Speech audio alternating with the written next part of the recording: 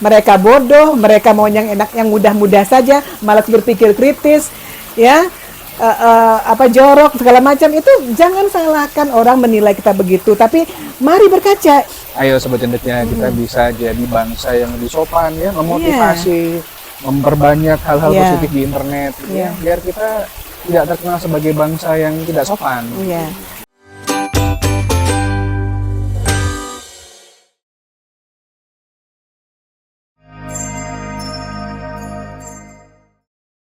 Assalamualaikum warahmatullahi wabarakatuh. Sobat Cendekia, saya Yanti dan saya Pujo. Kita bareng lagi di podcast Bikin Pintar. Bikin Pintar. Celing di mana celingnya di situ ya? Situ, oke. Bu Yanti, yes, sir. Habis ini Indonesia merdeka, Bu, yang ke-79. 79, hampir 80 tahun. Alhamdulillah, hampir 80 tahun. Alhamdulillah. Dan istilahnya, kalau dulu mungkin kita nggak kebayang ya, 100 tahun Indonesia merdeka itu seperti apa, berarti kita tinggal 20 tahun lagi. Yes. Tinggal 20 tahun yes, lagi. Sir. Berarti kemungkinan besar Sobat Cendekia yang nonton podcast ini 20 tahun lagi mungkin sudah jadi pejabat, jadi direktur BUMN, amin. Orang-orang yang memang memegang kuasa dan punya kemampuan untuk membuat Indonesia benar-benar jadi lebih baik, Bu Yanti. Yes, amin. Tapi menuju ke sana kita masih punya banyak PR, Bu Yanti. Yes. Kita hari ini akan ngebahas khusus Indonesia juara. Wow, Indonesia juara. Sekaligus untuk merayakan Indonesia yang sudah mendapatkan 2 medali emas, Bu Yanti. Oh, amin. Di Olimpiade 2024 di Paris ya. Jadi ada di cabang panjat tebing, betul. Satu lagi diangkat besi. Angkat besi. Menarik, alhamdulillah. Ini rekor baru, Bu Yanti. Dari 32 tahun, biasanya setiap tahun kita cuma menang satu medali dan dari Paris. Dan kita sekarang berangga ya, Pak. Nah, ini baru, makanya menarik ini. Karena di panjat tebing kita menang, di angkat besi kita menang. Dan beberapa kali, baik di angkat besi maupun panjat tebingnya, kemarin membuat rekor dunia yang baru. Wow, luar biasa. Tapi kita memang bisa, Bu Yanti. Kita bisa bersaing, kita bisa seharusnya bisa. Seharusnya bisa. Ya. Kan populasi kita banyak sekali. Potensi kita banyak, berarti kita harus percaya itu. Dan istilahnya, kita harus percaya pada potensi yang dimiliki oleh kita masing-masing. Yes. Nah, jadi hari ini kita akan membahas juara-juara Indonesia atau Indonesia juara di bidang apa saja. Yang memang kita punya kontribusi di situ, Bu. Baik. Ini beneran juara apa juara gimana, Pak Pujo? Jadi kalau waktu saya dulu sekolah, Bu ya, di TK, di SD gitu, kalau ditanyain kamu juara, iya juara 1, wah luar biasa, juara 1. Iya, 1 dari bawah. Jadi memang pada beberapa aspek ini ada beberapa lomba di mana Indonesia juaranya 1 dari bawah. 1 dari bawah. Kalau enggak juara 3. 3 dari atas juga ada, Pak. Dari atas juga. Dari atas juga ada, tapi yang kurang baik.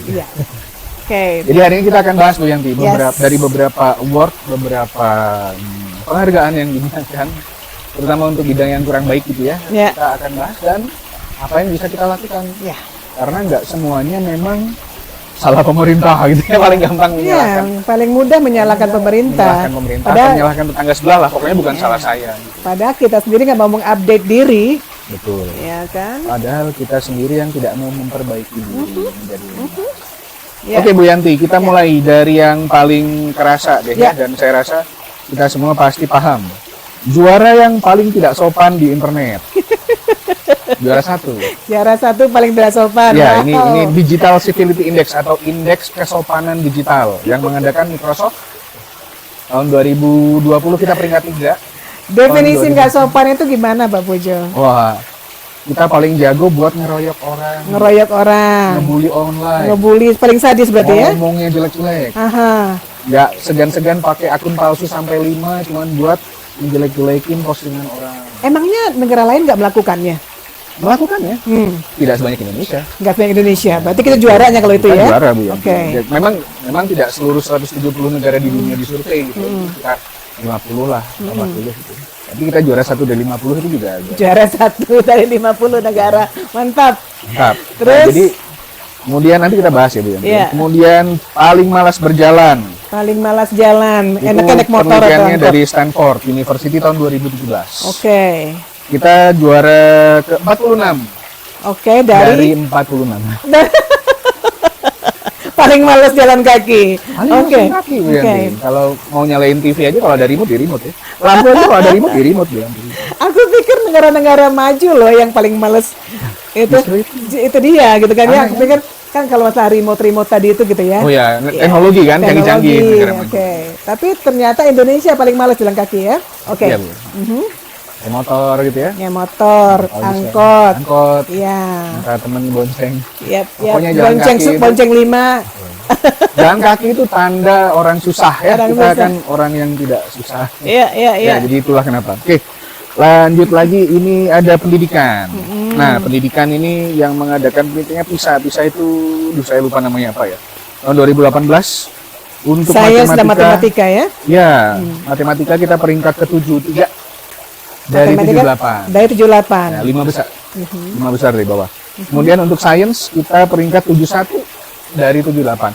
Ini sebenarnya agak paradoks ya, agak aneh Bu Yanti. Karena beberapa kali siswa-siswa kita menang ya lomba olimpiade. Fisika pernah, Fisika. ya kan? Iya benar. Matematika juga. Matematika juga pernah. Tapi ternyata dari indeks pendidikan kita Itu tahun berapa? 2018. Nah, 5 tahun. 2023 kita udah naik level sedikit, Dan naik level. readingnya sedikit, tapi tetap di bawah dari negara-negara Asia Tenggara. Berarti masih punya banyak waktu ya. Nah, Silakan 80 negara sekarang. coba cendekia. Nah, ini Iya. kita bisa meningkatkan di sini. Sama ini mungkin ada kaitannya juga Bu Yanti dengan yang tadi ya paling tidak sopan di internet sama yang pendidikannya rendah. Ya, Kita termasuk negara yang literasinya rendah juga. paling malas membaca. Malas Malas membaca. Ya, ya. Nyambung juga sih sama malas berjalan kaki. Malas jalan kaki, malas membaca, paling nggak sopan di internet ya. Nggak sopan. Paling oke. Apalagi Pak? Udahlah Bu, Itu dulu ya, itu dulu ya. Tapi masih banyak prestasi-prestasi lain sebenarnya Pak ya. Oh, satu yang paling saya ingin bahas, mungkin ini perlu dibahas juga next Iya. time ya. Negara Indonesia itu adalah negara juara pertama untuk negara yang paling bahagia di dunia, Bu Yanti. Paling bahagia di dunia. Kita negara paling bahagia, Bu Yanti. Kirain Denmark yang paling bahagia. Nah, currently no. Saya nggak tahu kemarin, kalau ini penelitiannya baru keluar. Paling baru ya, paling baru. Ya. Jadi penduduk negara Indonesia ternyata paling bahagia ya, luar biasa ya. Dalam aspek apa itu Pak Nanti Pujo? kita cek lagi ya, Kita mungkin cek. aspeknya apa saja. Iya, iya, iya. Tapi ada yang memberikan kita juara satu untuk negara yang paling berbahagia. Oke. Masya Allah ya. Ini Interesting. Interesting. betul, betul. Oke. Baik Bu Yanti, kita bahas Ya. dulu ya dari atas. Mengapa kita tidak sopan di internet, Bu Yanti? Apa yang membuat kita brutal di udara? tapi Pas ramah ketemu di darat? langsung lama. Ya munafik ya kata Mokhtar Lubis gitu Pernah ya. dibahas. Betul. Kenapa Bu Yanti? Oke. Kayaknya kita akan kembali ke pembicaraan yang sama Pak Pujo. Ya, ya. Seperti kata Mokhtar Lubis, ada 6 ya ciri-ciri khusus orang Indonesia, termasuk munafik tadi itu. Munafik. Bermuka dua, ya kan? Jadi kembali kepada satu hal ya. Aku rasa orang menjadi munafik itu di Indonesia karena mereka tidak mampu menghadapi kenyataan bahwa nanti dia nggak punya penolong, Pak. Au. Being alone itu sendiri itu mengerikan untuk orang Indonesia. Makanya bersatu kita teguh itu gitu kan ya. Being individual itu mengerikan orang Indonesia karena kalau satu orang dia semakin lemah. Oh. Karena ada yang sangat kuat yang bisa menekan-nekan habis-habisan. Tapi kalau bersatu kita teguh. Saya teguh. Iya, itu dia. Kalau bersatunya untuk hal yang salah bagaimana? Untuk yang salah tetap saja mereka menganggap gitu. Yang penting kita bersatu walaupun membela yang salah tetap akan kuat dibandingkan dengan sendiri-sendiri. Kayaknya sekarang netizen Nah. itu jadi kekuatan superpower ya di internet. Nah, ketika berhadapan langsung gitu kan ya kan ketahuan siapa-siapanya. Iya, betul. Takut diisolasi, ya takut kehilangan support system. Tapi kalau di internet apa yang pakai akun palsu, kan nggak kelihatan wajah kita, nggak tahu nama kita siapa, status siapa, maka mereka cenderung lebih berani. Ditambah dengan kenyataan bahwa selama ini Indonesia kan baru terasa demokrasi yaitu pas zaman Pak Habibie gitu ya. Kita bebas berbicara. Kebebasan ya. pers segala Kebebasan macam yang itu ya. baik. Nah, orang yang sudah lama ditekan habis-habisan Pak Pujo, ya ratusan tahun, 350 tahun, kemudian tambah dengan zaman ada orde baru gitu ya, yang semua dilarang, semua serba haram gitu ya, jangan sampai mengeluarkan pendapat atau mengkritik-kritik pemerintah atau gimana. Jadi waktu yang sekian lama itu ya seperti Pak magma gitu ya. Menarik. Nah, Ya, ya. lama-lama begitu dibuka sumbatnya oleh Pak Habibie gitu kan ya, langsung buar gitu kan ya. Menarik, luar biasa. Jadi kebablasan jadinya. Berarti Ya. sebenarnya kita bisa memandang bangsa kita ini masih seperti anak-anak ya. Kekanak-kanakan Seperti gitu ya. anak-anak. Iya. Sebagai satu kesatuan kita Iya. juga masih anak-anak. Karena kita juga nggak dibiasakan untuk berpikir kritis, Pak Pujo. Berpikir sistematis dan kritis, itu dia. Berpikir dengan logika dasar tidak dibiasakan. Dibiasakan seragam cara berpikirnya. Ya? Yang tidak seragam nanti kena masalah. Nanti kena masalah. Ini ada pakemnya loh, supaya kamu selamat. Ini ikuti aja ini. Meskipun salah, diikuti. Ikutin aja, yang penting selamat. Tapi kan sudah waktunya berubah ya kita lihat dulu. Wajib Pak, wajib Pak. Ya. Karena yang salah tetap salah, Bu. Exactly.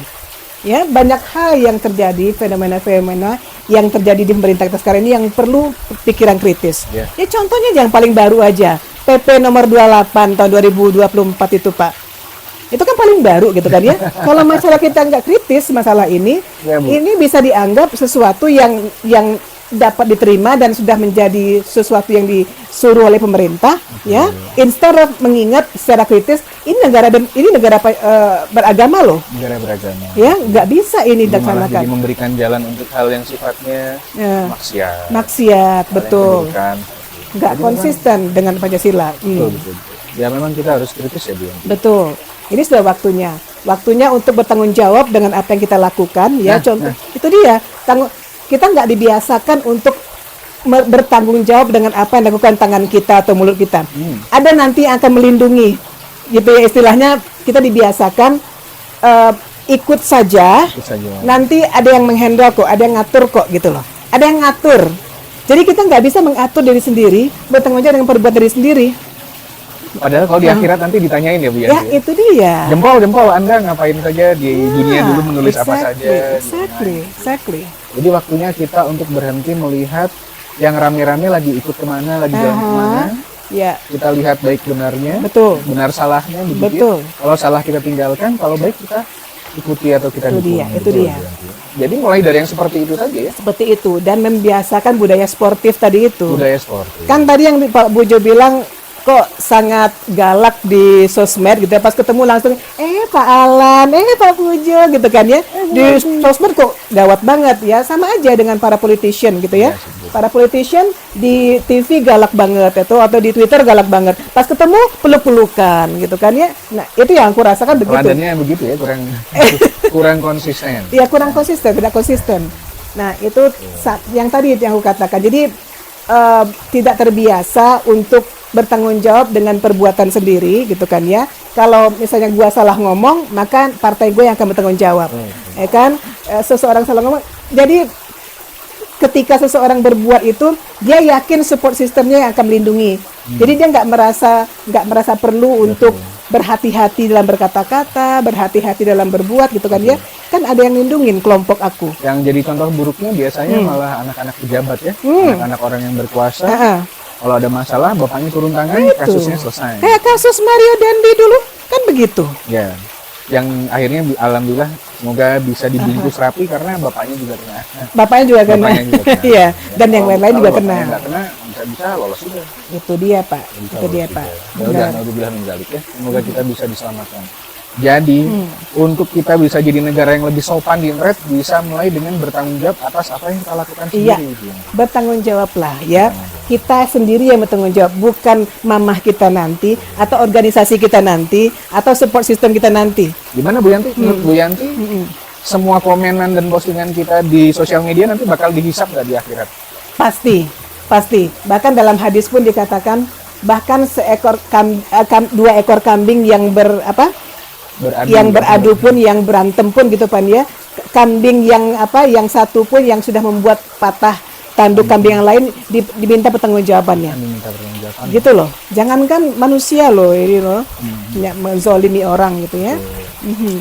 Ayo Sobat Cendeknya, kita bisa jadi bangsa yang lebih sopan ya, memotivasi, memperbanyak hal-hal positif di internet gitu ya. Biar kita tidak terkenal sebagai bangsa yang tidak sopan. Iya. Atau yang kekanak-kanakan. Iya. Aman loh. Iya. Luar biasa ya. Tuh, Pak. Lanjut Bu Yanti. Yes, sir. Negara yang paling malas berjalan. Kenapa Bu Yanti kita harus banyak jalan? Kalau rasanya semua teman-teman juga sudah tahu gitu ya, bahwa jalan kaki itu adalah salah satu olahraga yang paling baik untuk mengaktifkan semua ya. Semua saraf-saraf di tubuh kita ini. Yang paling keren itu jalan kaki sebenarnya. Jalan kaki ya? Nggak perlu mahal-mahal. Nggak perlu mahal-mahal. Berat lah, gitu. Betul, sir. Jalan kaki. Jalan kaki Pak, jalan kaki. Bahkan seorang dokter ahli neurologi pernah ngomong di TED Talk ya, di TED Talk, dia cerita bahwa hasil penelitiannya membuat dia sangat bangga dan kagum katanya gitu kan. Dia bangga dan kagum karena ternyata katanya gitu, hanya cukup dengan 30 menit sehari jalan kaki saja katanya gitu. Ya. Bisa Kayak membuat hanya 30 menit Iya. saja, Sobat Cantik ya. 30 menit saja jalan kaki saja. jalan kaki, hormon bahagia ya, hormon puas ya, hormon bersemangat. Bersemangat itu asetilkolin ya, kemudian hormon puas itu dopamin, dan hormon bahagia itu serotonin gitu. Kalem ya berbahagia serotonin. Jadi kita betul-betul bisa mengharapkan pagi yang ceria, pagi yang bahagia dengan hanya jalan kaki 30 menit katanya gitu. Hanya dengan 30 menit. Hanya 30 menit saja jalan kaki. Berarti sebenarnya kalau ada peribahasa Inggris yang mengatakan an apple a day keeps the doctor away, Ini jalan 30 minutes 30 minutes jalan walk kaki, a day, walking a day, keeps the doctor away. keeps the doctor away. Nah, coba dipikirkan ya. Setiap kali kita ada kesempatan untuk berjalan kaki, jangan anggap itu sebagai hukuman dari Allah. Aduh kan gitu, motornya dipakai bapak gitu kan, habis itu mobilnya juga kagak ada, masa harus jalan kaki gitu. Jalan kaki saja. Ya tapi Pak, jangan salahkan yang nggak bisa jalan kaki juga loh Pak Pujo sebenarnya. Iya. Gimana Bu Yanti? Ya, kita pernah ngobrol kalau nggak salah di podcast kita sebelumnya. Aku paling nggak suka jalan kaki di negaraku ini. Karena nggak ada tempat buat jalan kaki, Tidak ada Pak tempat Pujo. berjalan. Nggak nyaman, nggak aman, ya. Nggak Ya. nyaman dan nggak safe, dan nggak ada yang betul-betul serius ya diperuntukkan dan dibuat peraturan khusus ini hanya untuk pejalan kaki gitu loh. bukan dibuat jalan tembusannya motor. Nah, itu dia. Ya kan? Sepeda nggak aman di sini, jalan kaki nggak aman. Bukan yang nggak mau barangkali Bukan yang orang-orang. nggak mau, Iya. betul juga, Bu. Buktinya kalau kita di luar negeri contohnya gitu. iya. Kita berkilo-kilo setiap Oh, hari nggak jalan kerasa. kaki nggak Sehat, Bu, kerasa. yang begitu. Karena Kalau di sini, aman. Iya, kalau di sini jalan kaki sedikit memang bahaya motor. Bahaya motor. Kadang-kadang kalau lagi apes ada begal. Begal tuh lagi apes, ya kan? Begalnya brutal juga kadang-kadang. ya, Itu dia. membahayakan nyawa. Itu dia, Pak. Jadi infrastrukturnya itu tidak dibuat dengan sepenuh hati dan komprehensif untuk memastikan keadilan untuk semua lapisan masyarakat. Nah, buat calon-calon yang nanti calon-calon pejabat yang nanti ikut pilkada, ini salah satu PR kita. Ya, ya, Mempersiapkan pedestrian ya, biar bisa berjalan kaki dengan aman Ya, dan betul. sehat. betul. Nah, buat sobat-sobat cendekia ya, yang mungkin kalau menunggu trotoarnya jadi agak lama, minimal jalan dari rumah kayak Ya. ke toko dekat, Bolak-balik, ke kios. bolak-balik. Jangan apa-apa pakai motor, polusi lagian, Polusi. ya kan? Keluarin biaya juga Ya, buat ya. bensin, tambah mahal bensin. Betul. Dengan buat beli gorengan. Gorengan masalah Jangan, lagi. nggak sehat juga ya nanti ya. Nggak sehat juga. Tapi kan sudah dipakai jalan kaki, Bu. Exactly. Lemaknya kedua. Habis lagi. Betul, habis. Pintar. Jalan kakinya ya, mengimbangi gorengan. Yes. Baik, Bu Yes. Yanti. Yang ketiga, pendidikan, Bu Yanti. Aha. Kenapa orang-orang Indonesia, termasuk saya, takut matematika dan ilmu pengetahuan, meskipun saya orang teknik ya. Begitu, Yap. Bu. Oke. Ini jawabannya tuh harus panjang lebar gitu masalah pendidikan. Ya carut marut pendidikan di Indonesia. Jadi aku tuh punya kesempatan ngobrol ya dengan teman yang tinggal di Wales di Inggris gitu ya, di UK. Mereka orang India yang kemudian berhasil pindah ke Inggris gitu ya dengan prestasinya gitu, terdidik dan kemudian akhirnya menjadi warga negara di sana, maksudnya tetap permanent resident di situ karena sangat menikmati tinggal di Inggris. Terus aku tanya, apa sih, gimana sih gitu kan ya pendidikan di India itu? Kenapa orang-orang India yang aku temui mau di Amerika, mau di Eropa gitu kan ya, kok kayaknya pinter-pinter banget gitu kan ya, sains ya, matematika gitu kan. Ya pokoknya yang jago-jago di eksakta itu kebanyakan orang India. Terus dia bilang, sebenarnya bukan itu, katanya gitu. Ya, kami itu, katanya gitu kan, yang pergi-pergi ke luar negeri itu adalah orang-orang yang benar-benar rajin-rajin belajar, katanya. Orang-orang yang benar-benar ingin belajar. Yang lain juga sama aja kok. Tapi pendidikan di negara kami itu nggak seperti di Indonesia atau negara-negara lain, katanya. Kalau kami dari SD ke SMP itu yang hanya kita kuatkan itu adalah matematika dan bahasa Inggris. Matematika dan bahasa Inggris. Jadi buat mereka bahasa internasional itu penting sekali untuk menguasai berbagai macam ilmu pengetahuan yang ada, ya kan? Kemudian matematika itu sangat perlu untuk survive dan untuk berkompetisi, karena ini mudah untuk berkompetisi, gampang dihitung gitu loh Pak. Betul. Ya. Dan dipakai juga ya Bu, IPA atau IPS, Iya, matematika pakai juga. semua pakai matematika. Ya, semua pakai bahasa gitu kan ya. Jadi kita kuatkan di situ, dan ternyata di Inggris pun begitu katanya. Ya, matematika dulu dan bahasa Inggris. Nanti ya kalau sudah dari SMA mereka boleh nanti memilih ya, memilih saya mau mengarah ke sana, mengarah ke situ gitu kan ya. Tapi yang pasti mata kuliah pelajaran di Indonesia itu terlalu banyak katanya gitu. Ya, macam-macam ya. Terlalu banyak ya. Wah, bahasa daerah, banyak banget. kerajinan tangan, menggambar, apalagi. Tapi permukaannya saja. Itu dia. Kurang Ya. mendalam gitu. Betul. Kita bandingkan dengan Finlandia. Ya, di Finlandia mata pelajaran cuma sedikit ya. Kemudian pas udah masuk SMA itu, anak-anak ditanya, pengen jadi apa Pak Pujo misalnya gitu. Oh, saya pengen jadi insinyur apa? Insinyur mesin. Mereka akan mengakomodasi itu dengan mata pelajaran yang mana yang harus dipilih, yang akan membuat cita-cita Pak Pujo dan terlaksana. Disesuaikan dengan beban yang bisa ditanggung ya. Iya. Dan nggak banyak. PR nggak ada, coba. Kalau di kita dosen-dosen balapannya suka. Guru-guru, wah saya hari ini ngasih 5 PR, wah saya 6. Tuh. Anakku cerita, aku kan tanya sama Lamis, Lam, kamu kok bisa berubah begini? Pas kamu kuliah kok kamu semangat banget belajarnya gitu kan? Bahkan sampai IP kamu sampai 4 begitu. Apa sih yang membuat kamu berubah begitu? First of all, Mam, katanya gitu. Ini serius nih. Lamis nggak suka SMA. Ada apa dengan SMA itu? Ya dia SD juara-juara gitu kan, SMP masih juara. SMA langsung gitu kan ya. Pertama, tugas terlalu banyak, katanya gitu. Capek gitu tugas itu, bosan sekali. Kemudian mata pelajaran terlalu banyak ya, dan rasanya nggak relevan dengan apa yang aku ingin capai, katanya gitu. Ya, yang ketiga, kita masih diperlakukan seperti anak kecil, Mam, katanya.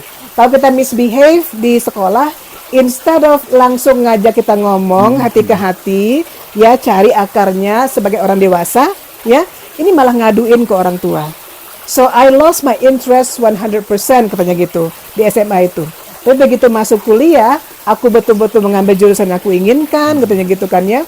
Dan aku ketemu dengan guru-guru yang suportif, aku diperlakukan seperti orang dewasa, akhirnya aku menikmati banget. Berarti mungkin sistem pendidikan kita juga perlu menyesuaikan. Infantilize the individuals, menganak-anakan, ya, sama gini Pak. Jadi ya, orang yang seharusnya secara kognitif dan secara fisik sudah bisa menjadi orang dewasa, dianak-anakan, dia harus seragam perilakunya, harus seragam cara berpikirnya gitu loh. Padahal SMA itu waktu-waktunya kita mencari identitas diri, mencari minat dan bakat kita mau jadi apa, gitu. Ya semoga sistem pendidikan kita selanjutnya lebih bisa memfasilitasi perkembangan zaman dan anak-anak yang memang sudah psikologis, secara psikologis ini Bu Yanti. Aku ini lucu, ini nggak nyambung mungkin ya, tapi aku baca kemarin di YouTube di Facebook permaisuri dan selir-selir raja-raja yang terkenal di Indonesia gitu ya. Ada yang sampai 121 ya selirnya gitu kan ya, soalnya gitulah. Terus ternyata zaman Belanda gitu kan ya, kan masih ada tuh raja-raja gitu. Ada yang diperlihatkan semua para selirnya itu ternyata masih muda-muda remaja banget gitu ya. Kayak umur baru 12-13 tahunan gitulah ya. Kan pada komentar-komentar, itu kenapa sih kata komen-komen gitu ya, masih kecil-kecil banget gitu kan udah jadi istri. Nah, di zaman itu gitu kan ya, orang umur 13 tahun sudah bisa memerankan peran sebagai seorang dewasa gitu loh. Istilahnya bukan berarti pernikahan dini yang jelas, tapi sebenarnya cara sistem pendidikan kita, baik pendidikan di rumah maupun pendidikan di sekolah itu, menganak-anakan orang yang seharusnya secara alamiah sudah dewasa. Aku pernah baca bukunya, yang menarik sekali, bukunya bukan orang Indonesia yang bikin ya, orang Amerika yang bikin. Bukunya menarik sekali. Biarkanlah alam yang mendikte, katanya gitu. Jangan kita yang mendikte. Dia mengatakan contohnya, ketika seorang wanita misalnya sudah menstruasi, ya, sebenarnya alam secara alamiah mengatakan dia sudah bisa sebenarnya menanggung seorang anak di perutnya gitu loh. Sama dengan ketika seorang laki-laki, anak laki-laki sudah mimpi basah, sebenarnya sudah bisa membuahi perempuan. Tapi yang salah adalah kita tidak menyiapkan mereka untuk peran itu. Itu nanti dia. aja deh, nanti Nanti deh. aja. Malah jadinya belajar yang salah ya. Itu dia. Anak SMA masih diambilin buku masih ditungguin mama di sekolah, masih disiapkan bekalnya. Padahal dia sudah bisa mengurus anak kecil sebenarnya gitu. Nah, Sobat Cantik ya, mulailah lebih bertanggung jawab terhadap diri kita masing-masing ya. Kembali lagi ke pesan yang pertama. That's true. Jadi memang pendidikan kita ya, Bu Yanti. Pendidikan kita menginfantilize anak-anak yang sudah tidak waktunya, nggak waktunya lagi di anak-anakan gitu. Betul, Bu Yanti. Ya. Jadi inget itu ya, Siti Aisyah waktu menikah dengan Rasulullah. Salah satunya. Iya, 12 tahun. Zaman itu biasa banget gitu. Biasa banget. Oke. Sebentar, sebelum kita tutup, karena udah lama ya, udah berapa jam ini tadi? 1 atau 2 jam? Nggak terasa sekali kalau kita ngobrol, Bu Yanti. Iya, Pak. Yang terakhir, Bu Yanti, literasi rendah, masih nyambung sih dengan pendidikan. Ya. Kenapa kita itu malas membaca, Bu Yanti? Karena itu dia tadi. Aku kasih contoh anakku aja kali ya. Tadi aku tanya sama Lamis, Lam, kamu tuh kan suka membaca. Haris juga suka membaca, ya. Rehan sekarang juga kelihatan banget suka membacanya. Kenapa sih? Boleh nggak Mama tahu yang membuat kamu terinspirasi membaca? Nggak terinspirasi sih, Mam, katanya gitu. Pertama, Mama itu suka membaca. Kami melihat Mama, ya, setiap saat melihat Mama itu sedang membaca, hobi sekali. Kemudian waktu kita masih di Amerika dulu gitu kan ya, Mama setiap minggu pasti membawa kami ke public library. Ya, pasti katanya gitu. Kita ada buku-buku di rumah, dibawa ke public library dan library-nya sangat menyenangkan. Dikasih karpet yang enak, buku-bukunya disusun dengan indah gitu kan ya. Dan bukanya sampai sore banget, jam 5 sore gitu kan ya. Jadi sudah terbiasa dengan hal-hal seperti itu. Jadinya aneh aja kalau nggak suka baca katanya gitu. Jadi, dan to answer your questions, kira-kira apa masalahnya Pak Pujo? Infrastruktur kita. Infrastruktur pendukungnya ini, sarana prasarananya. Betul. Perpustakaan di kampus-kampus kita aja tutup jam 3 sore. Iya, betul. Iya kan? Udah gak ada siapa-siapa buku, gak nambah-nambah. Buku tidak bertambah, fasilitasnya juga terbatas. Iya, gitu ya. public library terbatas. Ya, kalaupun ada, seadanya. Ya kan? Orang tua nggak pernah mencontohkan. Orang tua sekarang lebih suka gini ya nih. Tapi meskipun orang tuanya main HP terus, apa yang ada di internet juga nggak pernah dibaca sampai tuntas, Bu Yanti. Kadang-kadang informasinya udah ada gitu ya. Di konten utamanya di komentar masih nanya lagi. Masih nanya lagi. Betul. Jadi lack of model ya, model yang menunjukkan pentingnya membaca, lack of infrastructure yang seharusnya membuat membaca menyenangkan. Ya, bagaimana anak nggak suka membaca, di rumah tuh nggak ada buku gitu loh. Ibu dan bapaknya nggak baca buku gitu kan ya. Di sekolah pun perpustakaan almost nggak ada apa-apa di situ. Nggak ada berminat gitu. Jadi mana bisa? Jadi begini Bu Yanti ya, istilahnya untuk membaca itu sekarang sudah tidak susah lagi. Di internet semua yang mau dibaca semua ada. Informasi ada. Ya, betul. Dari yang penting banget sampai yang tidak penting banget. Iya. Berarti kita mulai harus memilih sebenarnya. Harus memilih gitu. Apa yang kita baca ini agar bisa bermanfaat buat kita dan kita baca benar. Gitu. Betul. Bukan hanya sepintas, habis itu cuma buat komen-komenan yang jelek-jelek atau salah atau pornografi gitu kan. Kan negara kita nomor 2 di dunia, Pak. Pengakses konten pornografi. Yeay. Nah, kita kan ngobrol soal teori basic human potentials kita dulu gitu kan ya. Udah terbiasa mengarahkan indera kita kepada hal-hal yang tidak baik. Cara berpikir pun akan mengikuti. Betul, gitu loh. Nah, ini sudah saya bahas sedikit di buku yang sedang kita tulis. Yeay, baca ya. Tunggu kalau sudah terbit. Tapi memang pelan-pelan Bu Yanti ya. Kita coba perbaiki hal-hal yang tadi sudah membuat Indonesia juara. Di hal-hal yang kurang baik. Dan semoga dengan berjalannya waktu, semakin kita dewasa, semakin kita memahami, semakin bisa kita ikut berperan dalam memperbaikinya. Betul. Jadi apa yang dikatakan Mokhtar Lubis tadi itu, yang 6 tadi itu kan ya, yang munafik lah gitu kan ya, yang asal bapak senang lah gitu kan ya, yang kadang-kadang istilahnya aji mumpung segala macam gitu ya. Nah itu semua yang dikatakannya itu sebaiknya nggak ditanggapi dengan hati yang defensif. Aku nggak gitu kok, bangsa Indonesia nggak gitu. Kita akui dulu kita ada masalah. Lihatlah kenyataannya begini gitu loh. Emang begitu kenyataannya. Dapat juara lagi. Munafik dapat. Juara munafik. Malas dapat. Ya, jadi jangan salahkan kalau Multatuli bilang mereka bodoh, mereka mau yang enak, yang mudah-mudah saja, malas berpikir kritis, ya, jorok segala macam itu. Jangan salahkan orang menilai kita begitu. Tapi mari berkaca, benar nggak sih kita jorok? Benar nggak sih kita ini munafik? Benar nggak sih kita ini sukanya yang instan-instan saja? Dari makanan kita aja kita udah kelihatan sekarang mengarah kemana? Ke yang instan-instan saja. Seblak. Ya, bukan gulai kambing kayak tadi Pak Bujo misalnya. Saya gitu suka kan. sih.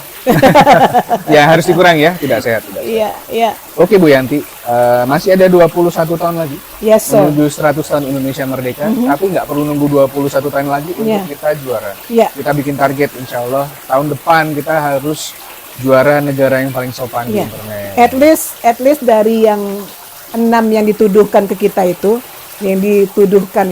kita cobalah 1 atau 2 Satu atau dua dulu. dihilangkan dulu, diusahakan. Betul, ya. Ayo kita sepakati bersama netizen yang maha dahsyat itu. Kita mau memperbaiki aspek yang mana? Ya, cancel apa? Cancel culture. Cancel Mau culture. cancel siapa? Memalukan. Udah, stop. Prestasi yang dibikin, prestasi yang Jangan, positif. prestasi yang baik ya. Kita bisa insya Allah Bu Yanti nanti mengejar cita-cita Bung Karno sebagai bapak bangsa ya, di mana Indonesia menjadi mercusuar dunia. Amin. And bisa banget. Oh bisa. Ya. Oke, Bu Yanti. Ya. Go ahead. Oh mau ngomong apa tadi? Ada satu hal yang Boleh, penting. boleh. Satu hal. Tahun 2013 aku tuh pernah diundang oleh Menteri Perindustriannya Malaysia waktu itu. Siapa anaknya Mahathir Muhammad? Siapa namanya? Lupa lagi. Oke. Jadi diundang untuk jadi bagian dari program diskusi antara orang-orang yang punya bisnis kecil gitu ya. Kan aku punya bisnis Your English School itu. Jadi mereka menghadirkan para speaker-speaker kelas dunia yang memprediksi apa yang akan terjadi dengan perekonomian dunia. Dan dia mengatakan dengan jelas ya, Indonesia itu bisa jadi leading katanya. Leading dalam masalah ekonomi, pendidikan segala macamnya. If only they knew how to package everything. Bagaimana membuat program yang mantap. Indonesia itu luar biasa katanya gitu. Nah, Insya Allah kita benar punya potensinya. amin mudah-mudahan. Tapi udah berapa tahun nih sejak itu? Sejak 2013 sampai Semoga sekarang. memang menunggu pimpinan yang amanah. Nah, Semoga itu menunggu dia. pemimpin yang amanah. Ya. Kemudian sambil menuju ke situ, marilah kita menjadi pemimpin yang amanah juga buat diri kita masing-masing, Itu dia. buat keluarga ya. Bu. Amanah, tablik, Sidik dan sidik dan fatona. Pintar, mendakwahkan kebaikan, jujur dan dapat dipercaya. Insya Allah ya, sifat-sifat Rasul Yes. yang harus kita teladani. Yes. Baik Bu Yanti, saya rasa itu akhir podcast kita kali ini. Ya. Jadi insya Allah next episode kita akan bicara lebih banyak lagi mungkin tentang prestasi-prestasi kita, tapi yang baik-baik mungkin. Yang baik-baik semoga. Tapi yang baik tadi udah kita bahas. Sudah Ada. Insya Allah ada ya.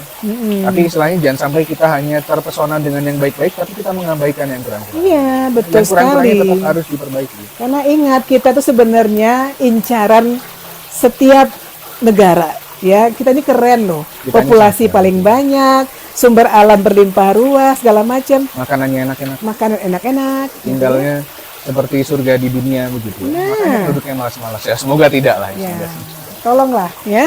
Semoga tidak ya, Baik. surga dunia akhirat Amin. insya Allah kita semua. Amin. Amin. Baik Bu Yanti, insya Allah demikian akhir podcast kita hari ini. Insya Allah kita akan ketemu lagi di episode selanjutnya.